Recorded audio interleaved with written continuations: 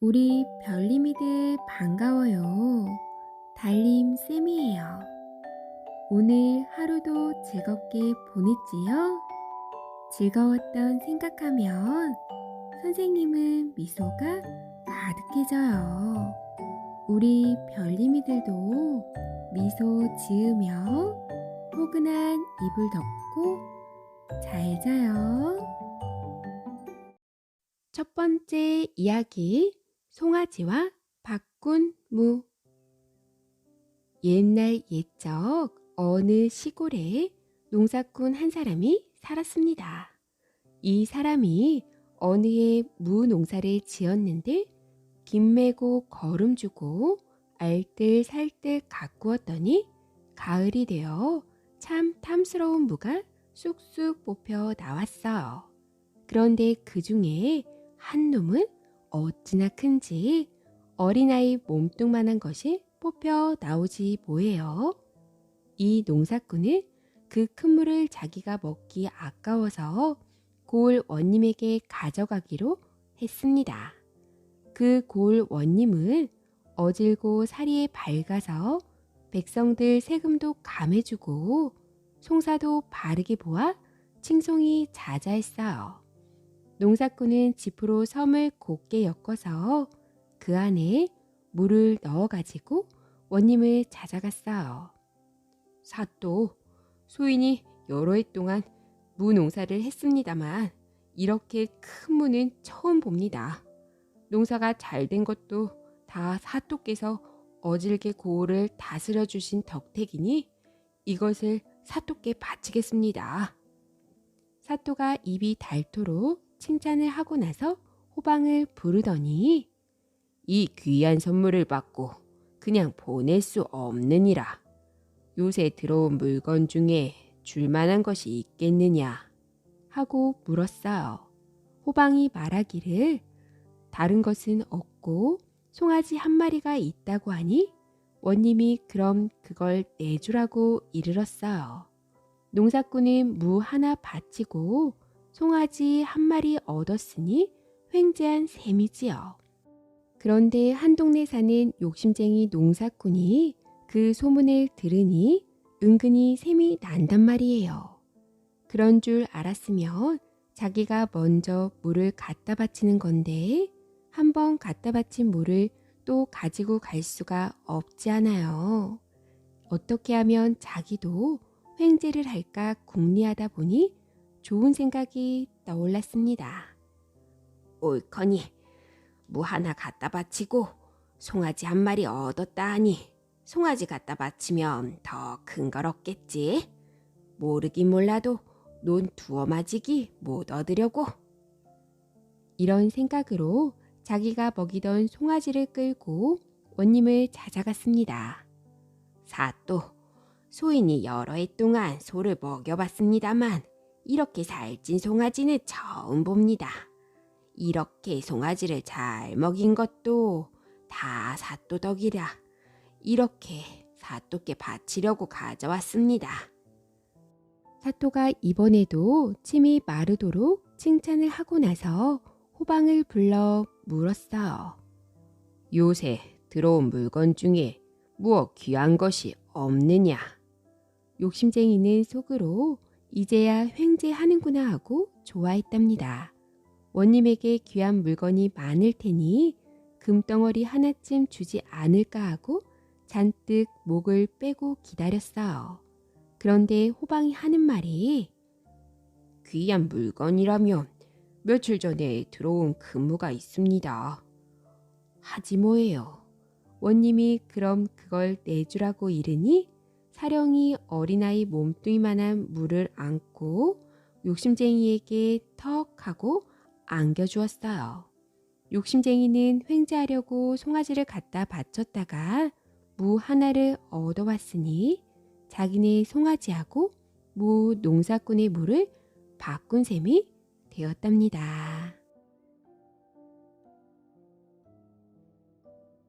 두 번째 이야기, 화목한 집 안.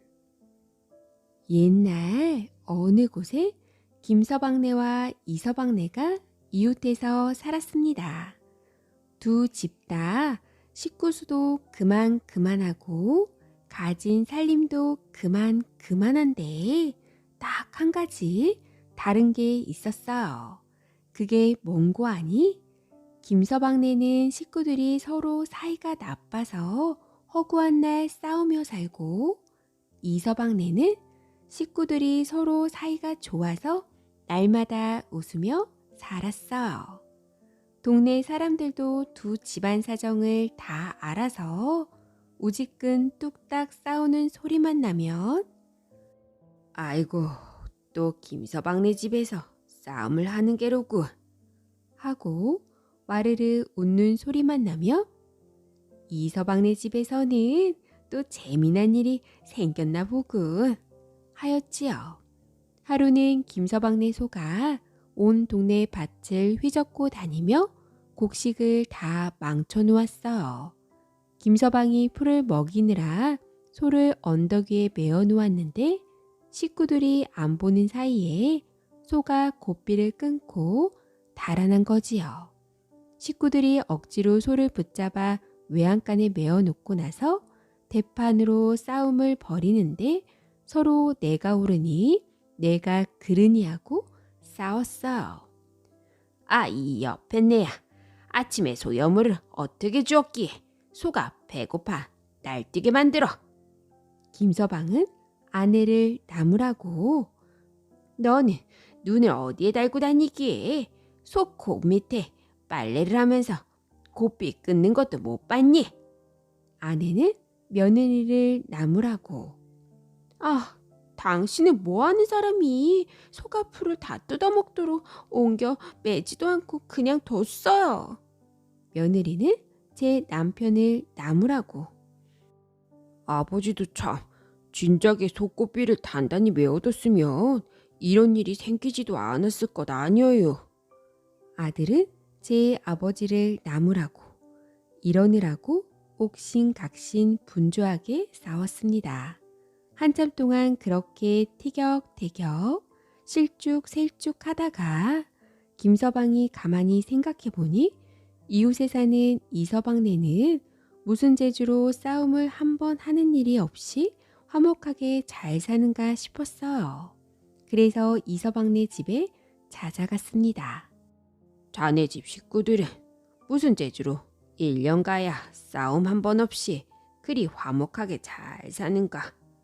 우리 집에서는 오늘도 대판으로 싸움이 났다네. 했더니 이서방이 그래, 오늘 무슨 일로 싸웠는가? 하고 물었지요. 그래서 소가 고삐를 끊고 달아난 일 때문에 싸웠다고 했더니 이서방이 허허 웃으면서 우리 집 식구들이 어떻게 하는지 잘 보게 하더니 마당에 메어놓은 소를 일부러 고삐를 풀고 엉덩이를 때려 내쫓더란 말이에요. 소가 마구 돌아다니니까 온 식구가 여기저기서 달려나와 붙잡아가지고 마당에 도로 메어놓고 나서 한자리에 모였습니다. 이제는 이서방네도 별 수 없이 대판으로 싸움이 나겠지 했더니 웬걸 싸움은커녕 큰 소리 한 번 안 나왔어요. 내가 소고삐를 단단히 메어두지 않은 것이 잘못이요. 이서방이 이렇게 자기 탓을 하니까 웬걸요. 내가 아침에 여물을 든든히 먹였더라면 소도 더 얌전했을 텐데 다 내 잘못이요. 아내는 이렇게 자기 탓을 하고는 어머님, 그런 말씀 마세요. 제가 우물가에 있으면서 소를 빨리 잡지 못한 탓이에요. 며느리는 이러고 아니요. 내가 점심 먹고 소를 풀밭에 옮겨 메어 놓는다는 게 그만 깜빡했소. 다 내 잘못이오. 아들은 이랬어요. 그러니까 싸움이 난리가 있나요? 서로 자기 탓이라고 우기다가 금세 와르르 웃음이 터졌어요. 그걸 보고 김서방이 무릎을 탁 치면서 집으로 돌아갔답니다.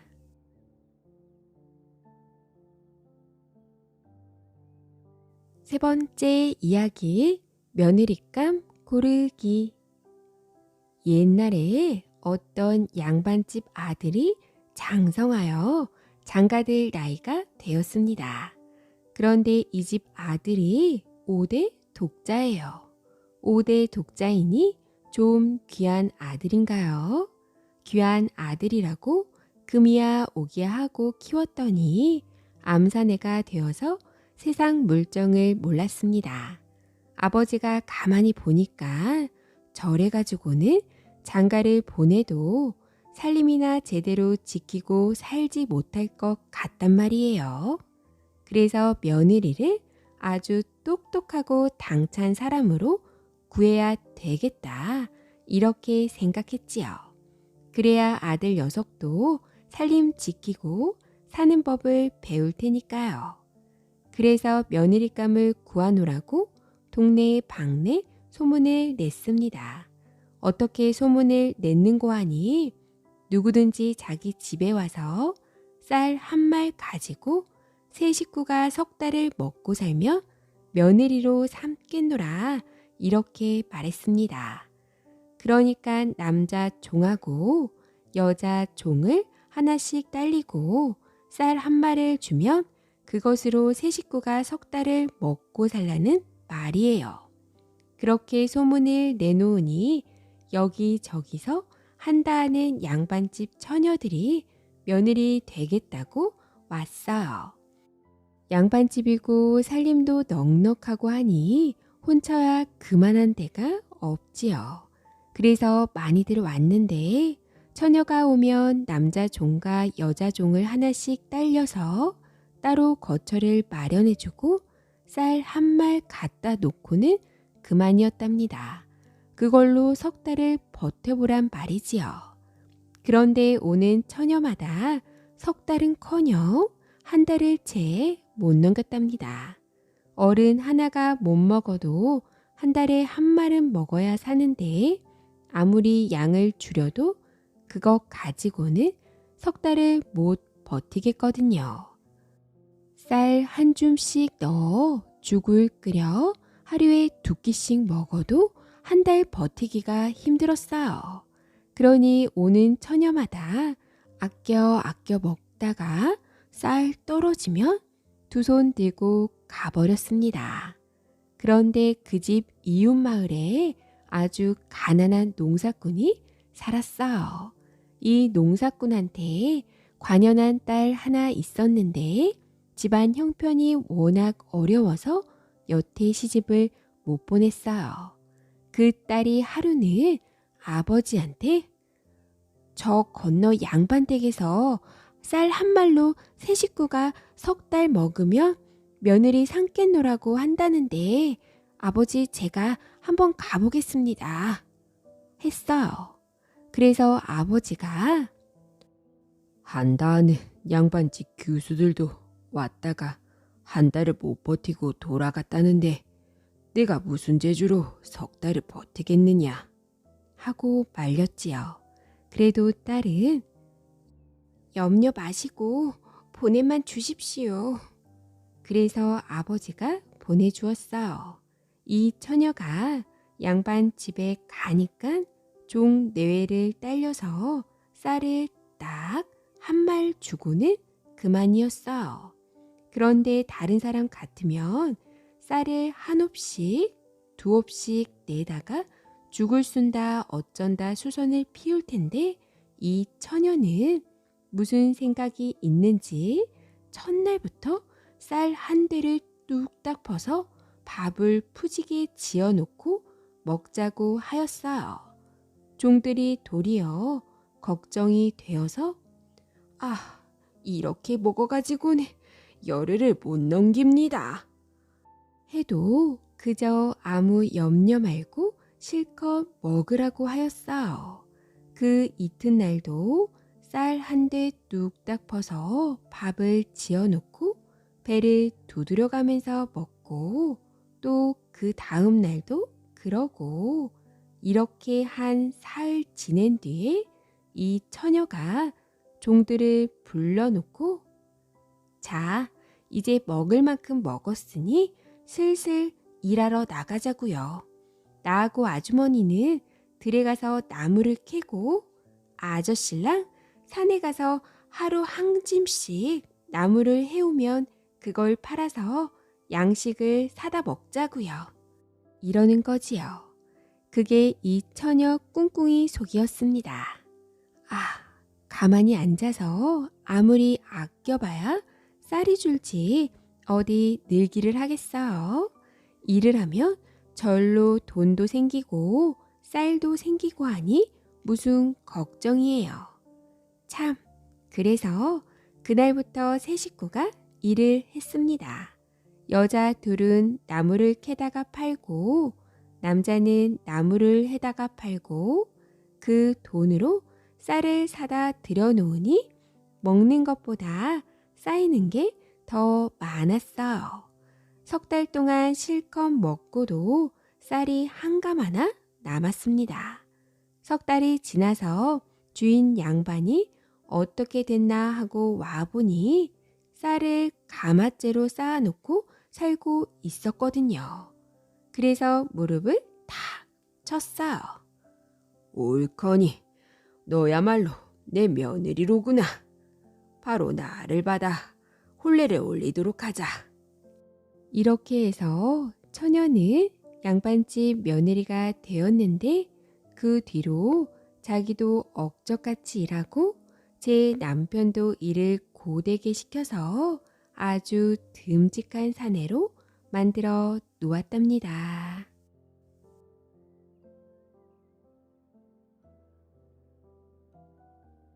네 번째 이야기, 형제의 제주. 옛날 어느 곳에 한 호러미가 어린 아들 둘을 데리고 살았습니다. 혼자 몸으로 아들 둘을 키우려니 얼마나 고생이 많았겠어요. 그래도 어머니는 고생을 낙으로 삼고 삭 바느질에 날품 파리로 한 푼 두 푼 돈을 모아가며 아들을 잘 키웠습니다. 그렇게 아들을 키워서 형 나이 12살, 아우 나이 10살이 되었을 때 어머니가 두 아들을 불러놓고 사내가 큰일을 하려면 집안에 들어박혀 있어서는 안 된다. 너희들도 이제 나이가 들 만큼 들었으니 집을 떠나 제주껏 공부를 하고 오너라. 네, 그동안 한 푼 두 푼 모아놓은 돈을 나누어 줄 터이니 그것으로 10년 동안 공부를 하고 10년이나 지나거든 돌아오너라. 하고 돈꾸러미를 하나씩 내주었습니다. 아들들은 어머니한테 하직 인사를 하고 집을 떠나 제각기 갈 길로 갔어요. 그러고 난 뒤에 어머니는 혼자서 온갖 굳은 일을 하면서 10년이 되기를 기다렸어요. 그렇게 10년이 되어서 아들 둘이 돌아왔는데 참 훤칠한 장골이 되어가지고 왔답니다. 셋이서 반갑다고 얼싸안고 그동안 잘 지냈느냐, 고생이 얼마나 많았느냐 이렇게 인사를 나누고 나서 그래, 그동안 어디 가서 무엇을 배워왔느냐 하고 어머니가 물었지요. 그랬더니 형은 몹시 부끄러워하면서 그동안 배운 거라고는 도둑질하는 재주밖에 없습니다. 하고 아우는 불도를 닦아 부처님의 영험하신 힘을 빌리는 재주를 배워왔습니다. 하였어요. 듣고 보니 형은 참 안 배우느니만 못한 재주를 배워왔고 아우는 참 좋은 공부를 해왔단 말이에요. 그때가 마침 섣달 금음날이라 집집마다 설셀 채비가 한창인데 이 집에서는 미처 설 음식을 장만하지 못했어요. 그래서 어머니가 걱정을 하니 두 아들이 슬그머니 밖으로 나갔습니다. 먼저 형이 동네 한 바퀴를 휘 돌아보고는 그 동네에서 제일 큰 부자 양반집 앞에 가서 뭐라고 중얼중얼 하더니 가난한 집 앞에 가서 또 뭐라고 중얼중얼 했어요. 이렇게 집집마다 돌아다니면서 중얼중얼 하고는 마지막으로 저희 집 앞에 와서 중얼중얼 했지요. 아, 그러니 온 동네가 발칵 뒤집혔어요.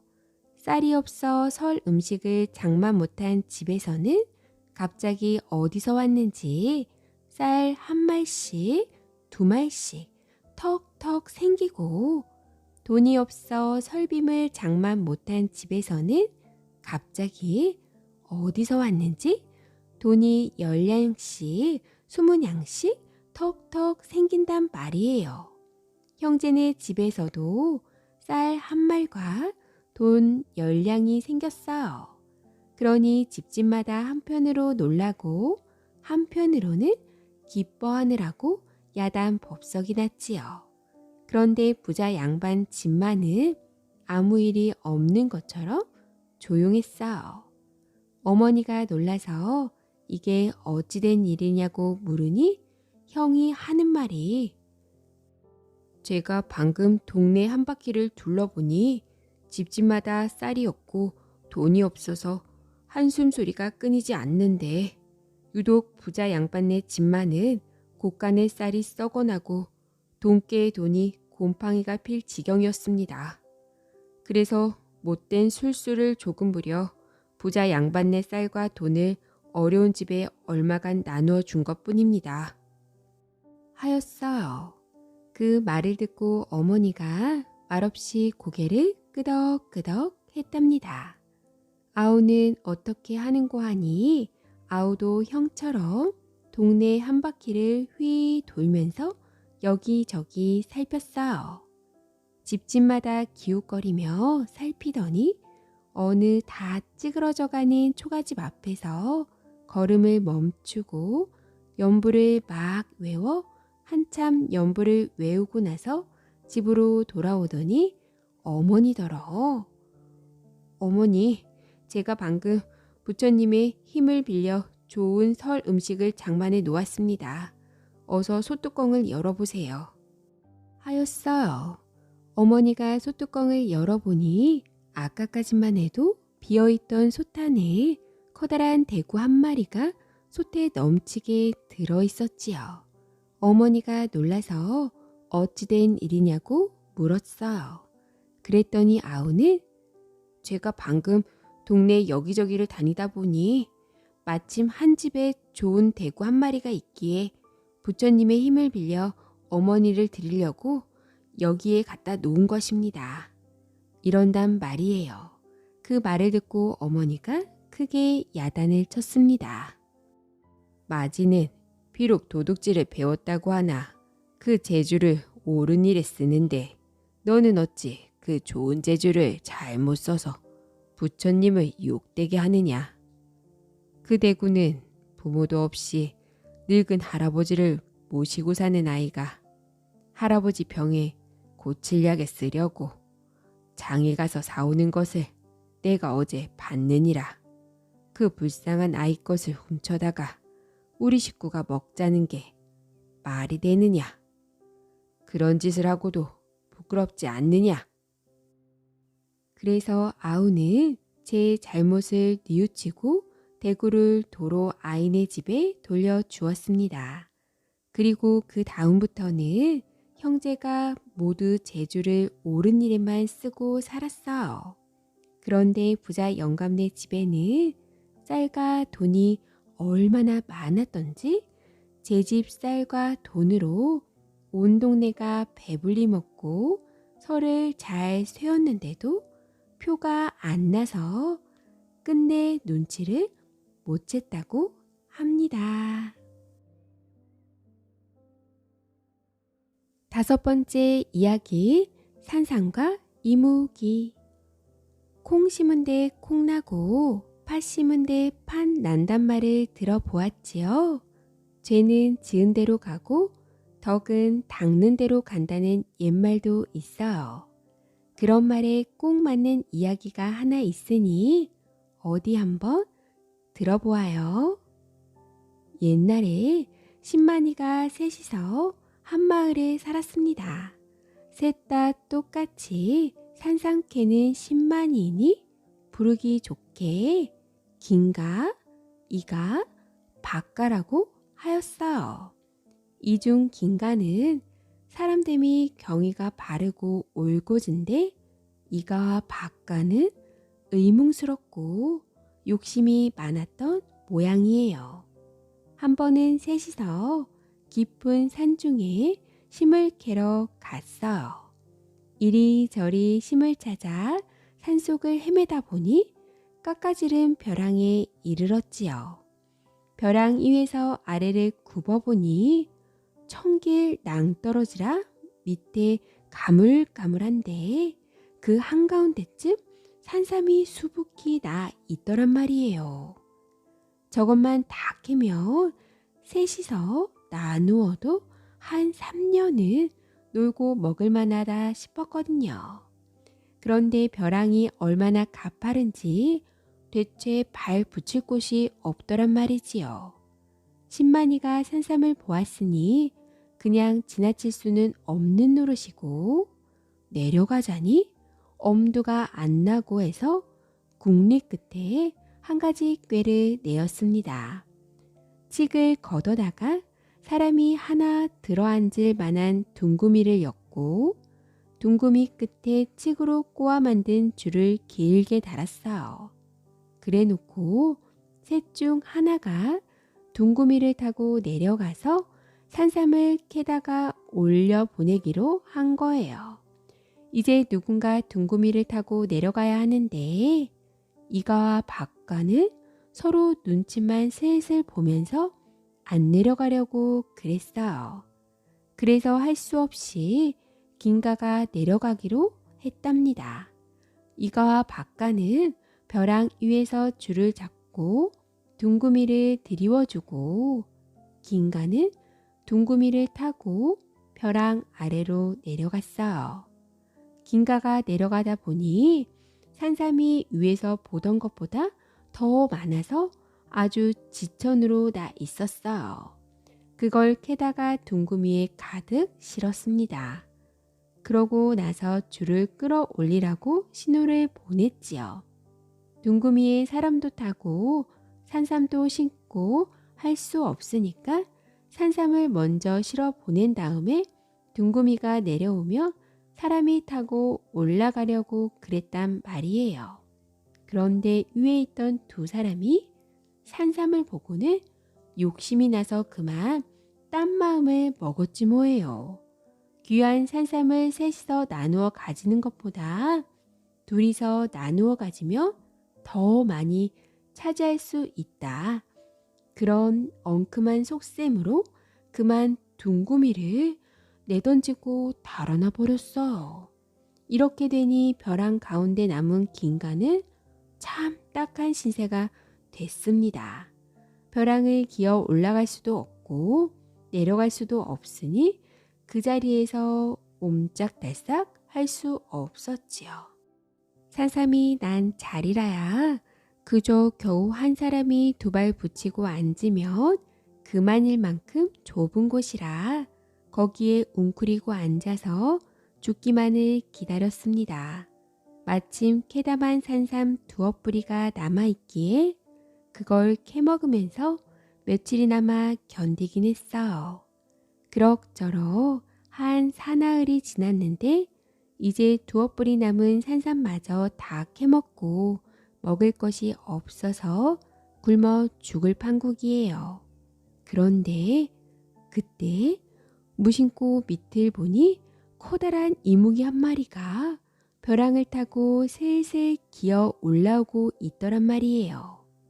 길이가 10대 발이나 되어 보이는 놈이 입을 쩍 벌리고 올라오는 것을 보니 틀림없이 저를 잡아먹으려고 올라오는 것 같았어요. 아이고, 이제는 죽었구나. 이래 주구나 저래 주구나 마찬가지이긴 하다마는 이런 곳에서 짐승의 밥이 될 줄이야. 이렇게 한탄을 하고 있으려니까 웬일인지 이무기가 자기 옆을 스르르 지나쳐 위로 올라가더란 말이지요. 그러더니 더 위쪽으로 올라가서 제 꼬리를 아래로 척 늘어뜨리지 뭐예요.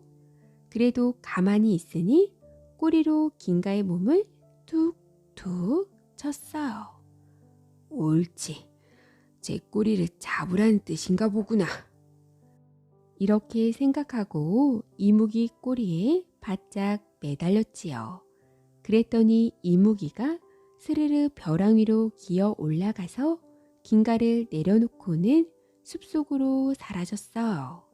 이무기 덕에 목숨을 건진 긴가가 산길을 내려가다 보니 큰 나무 밑에 이가 박가가 쓰러져 있는데 가만히 보니 둘 다 죽었네 그래요. 둘이 손에는 술잔이 들려있고 옆에 술병이 넘어져 있는데 술이 쏟아진 곳에는 풀이 새까맣게 다 죽어 있었어요. 그걸 보니 짐작이 갔어요. 둘이서 산삼을 가지고 내려가다가 이 나무 밑에서 쉬게 됐는데 한번 욕심에 눈이 어두워진 사람이 무슨 짓을 못할까? 서로가 서로의 술잔에 몰래 독약을 타서 죽였겠지요. 사람은 죽었어도 산삼은 고스란히 남아있기에 긴가는 산삼을 가지고 마을에 내려와서 두 사람은 산에서 급병을 만나 죽었다고 했어요.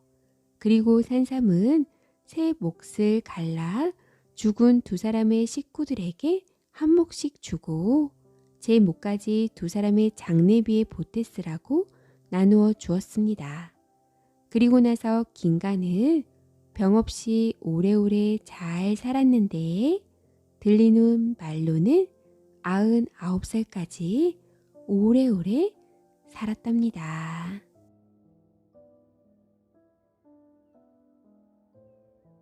여섯 번째 이야기, 떡자루와 돈자루.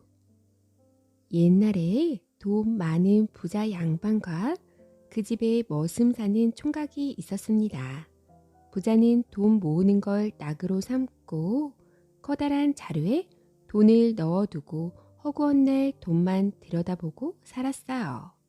돈자루에 돈이 점점 불어가는 것을 낙으로 삼고 입만 떨어지면 돈돈하고 눈만 떨어지면 돈자루부터 찾고 행여 누가 훔쳐갈세라 잘 때도 돈자루를 베고 자고 이러면서 살았어요. 이렇게 돈돈하면서 사니까 자연히 인색할 수밖에 없지요. 한 푼이라도 아끼려고 별의 별짓을 다 했어요.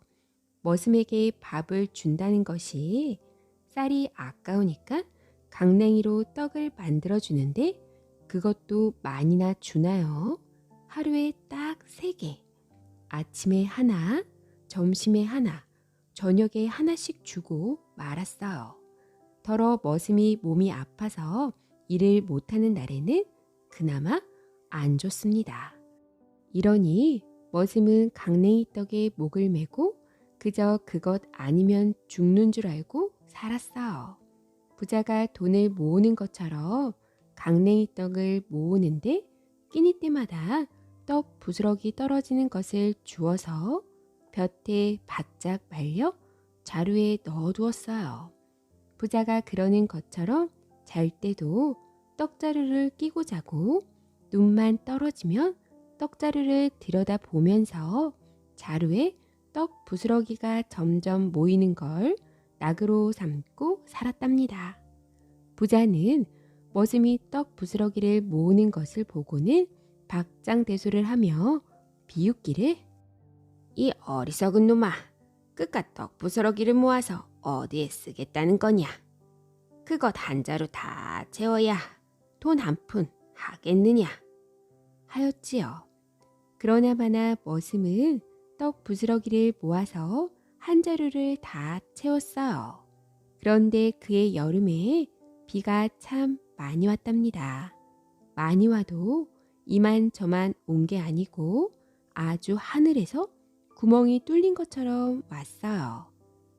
한 달 이래를 내리 비가 쏟아붓는데 처음에는 논밭이 물에 잠기더니 다음에는 길이 잠기고 그 다음에는 집이 물에 잠겼어요.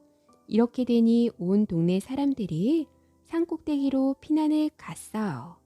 물을 피해 산으로 올라가는 사람이 집을 떠매고 갈 수 있나요? 집집마다 제일 귀한 것 하나씩만 메고 지고 갔지요. 부자도 머슴도 피난을 갔는데 부자는 돈자루가 제일 귀하니까 돈자루를 짊어지고 가고 머슴은 떡자루가 제일 귀하니까 떡자루를 짊어지고 갔어요. 산꼭대기에 올라가서 자리를 잡고 앉았는데 하루 이틀이 지나도 물이 줄어들 기미가 안 보였습니다. 사흘 나흘이 지나도 그대로예요. 그러니 당장 급한 게 먹을 것이지요.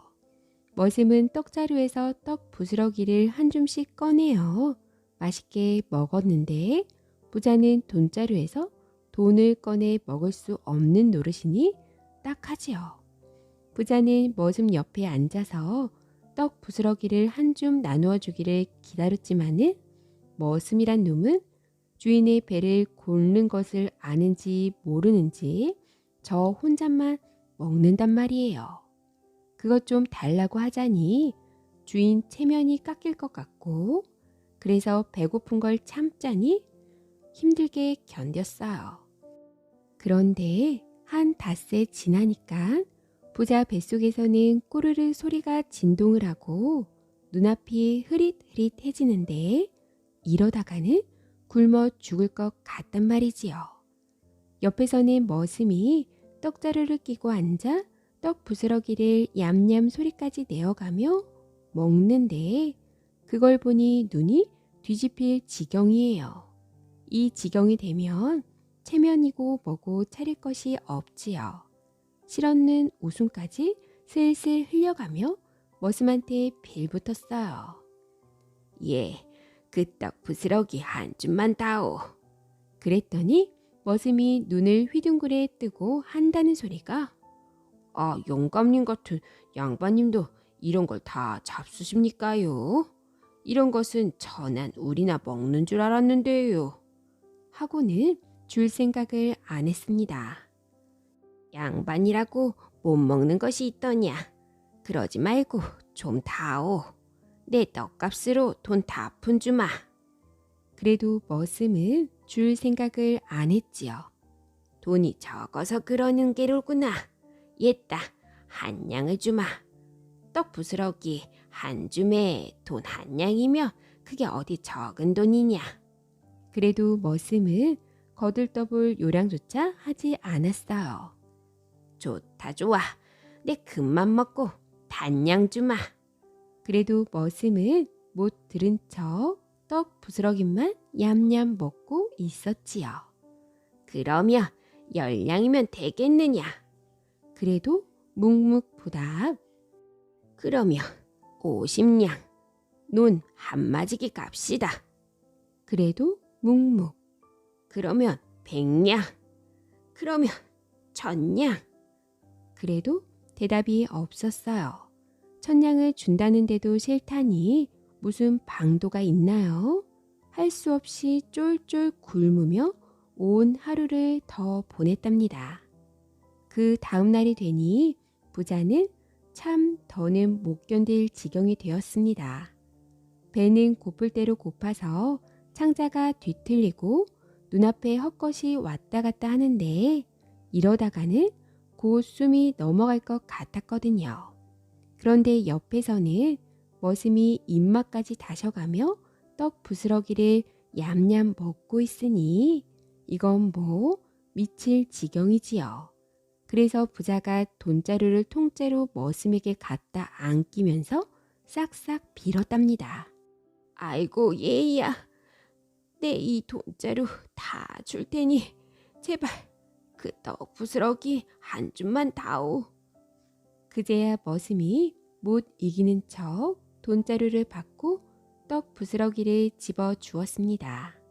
부자는 애지중지하던 돈자루를 제 입으로 돈 한 푼보다 못하다고 한 떡 부스러기 한 줌하고 바꾼 셈이 되었답니다.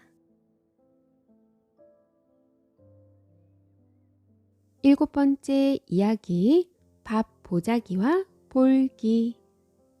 이번 이야기는 옛날 사람들 살아가는 내력이 담긴 이야기인데요. 요새도 이런 비슷한 일이 없을까 몰라요. 옛날에 어떤 사람이 딸 둘을 두었는데 둘 다 나이가 차서 시집 보낼 때가 되었습니다.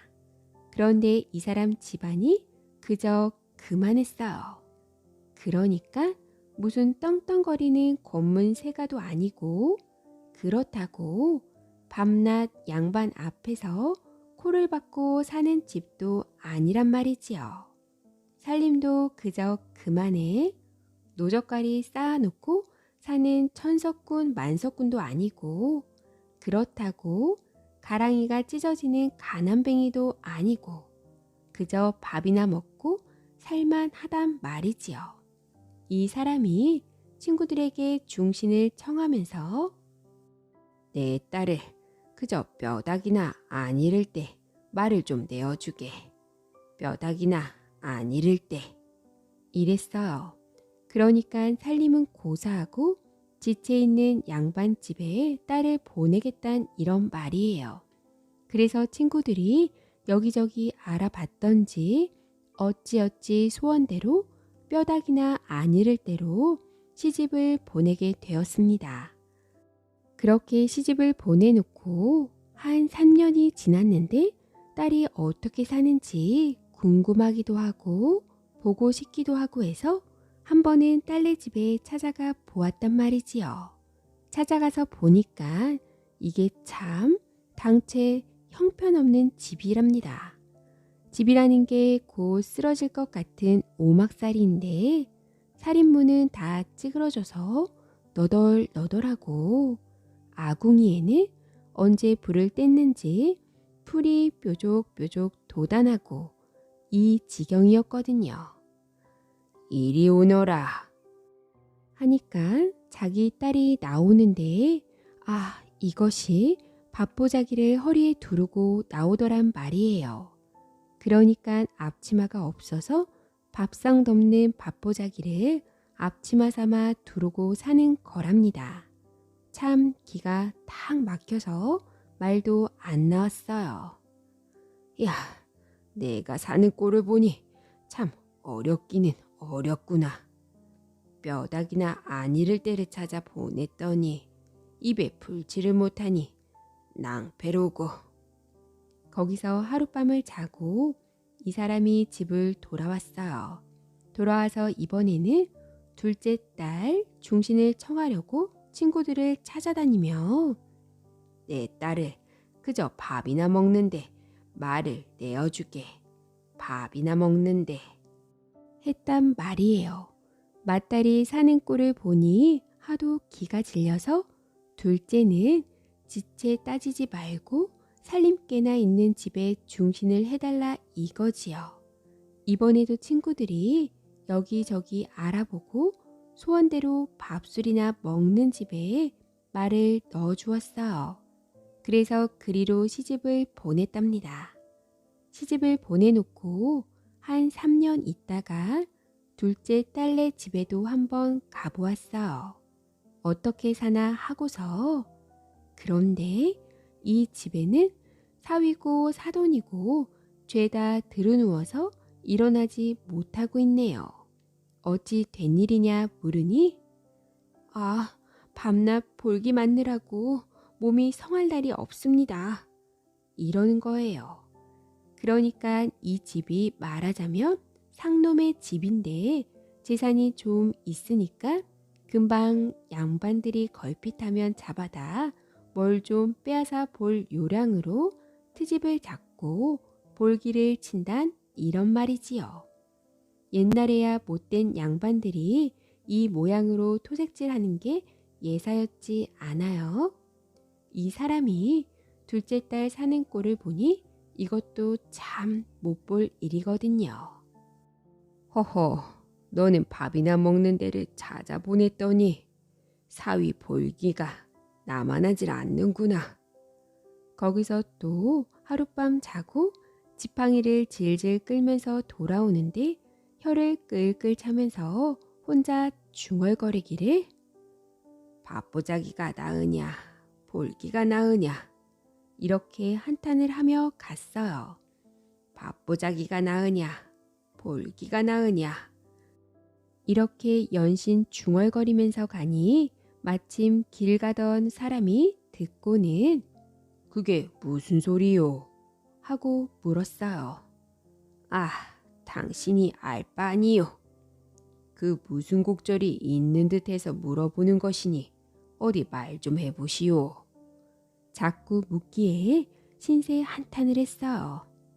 내가 딸을 둘 뒀는데 하나는 뼈다귀나 안이를 때를 찾아 시집을 보냈더니 워낙 궁색하여 밥보자기를 두르고 살고 하나는 밥이나 먹는 데를 찾아 시집을 보냈더니 양반에게 볼기 맞느라 정신이 없고 이러니 둘 다 불쌍해서 못 보겠소. 그래서 밥보자기를 두르고 사는 게 나으냐 볼기 맞고 사는 게 나으냐 하고 혼잣말을 했소이다. 길 가던 사람이 듣고 보니 참 딱하단 말이에요. 그런데 이 나그네가 누군고 하니 바로 박문수 어사랍니다. 박문수라면 삼남에서 이름 석자 모르는 사람이 없는 명어사 아닌가요? 박어사가 무슨 마음을 먹었는지 두 딸이 출가한 집 내력을 소상하게 물어보더니 그 길로 그 고을 관아에 가서 원에게 인근에 내 비부치가 있어서 좀 보자고 하니 불러다 주시겠소 하고 어디 사는 아무개라고 볼기 맞는 사위 이름을 댔단 말이지요. 그래서 고을 원이 입말을 갖춰가지고 그 볼기 맞는 집에 보냈어요. 그 집 사위가 방에 들어누워 있다 보니 번거지 쓴 사령들이 우르르 몰려와서 관에서 좀 보시잡니다 하거든요. 아이쿠, 탄건 쓴 양반 나부랭이들한테 푸지게 당하더니 이제는 관가에서까지 불려가 볼기를 맞게 생겼구나 하고 겁이 잔뜩 났답니다. 그렇지만 관에서 오라는데 안 갈 수가 있나요? 억지로 기어 나와서 가마를 타고 관가에 당도하니 박어사가 버선발로 뛰어나와 손을 덥석 부여잡으며 아우가 여기에 산다는 말만 듣고 한 번도 못 찾아봤더니 마침 지나는 길에 한번 보고 나가려고 정하였네.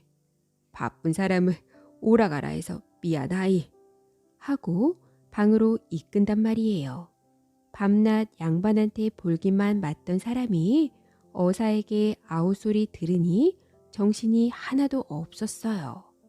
박어사가 남의 귀가 없는 곳에 데리고 들어가서 조용조용 이르기를 아까 길에서 여차여차한 이야기를 들었네. 들어보니 참 딱하여 내가 자네 비부치 노릇을 할 테니 그저 그런 척하고 지내게. 그러면 아무도 자네를 괴롭히지 못할 것세. 그리고 그 살림 다 가지고 있어봐야 죽을 때 안고 가는 것도 아니니 큰 동서에게 반만 뚝 떼어주게. 그 집 형편이 아주 딱하니 적선하면 서로 좋은 것 아닌가 하는데 들어보니 고맙고 이치에 맞는 말인지라 그대로 했습니다. 이 사람이 박문수 어사의 먼 친척 아웃벌이 된다는 소문이 쫙 퍼지니 그 다음부터는 양반 나부랭이고 뭐고 아무도 건드리지 않았어요. 그리고 마지에게 재산의 절반을 뚝 떼어주니 그 집도 허리를 펴고 살게 되었지요. 그래서 다 잘 살게 되었다는 이야기랍니다.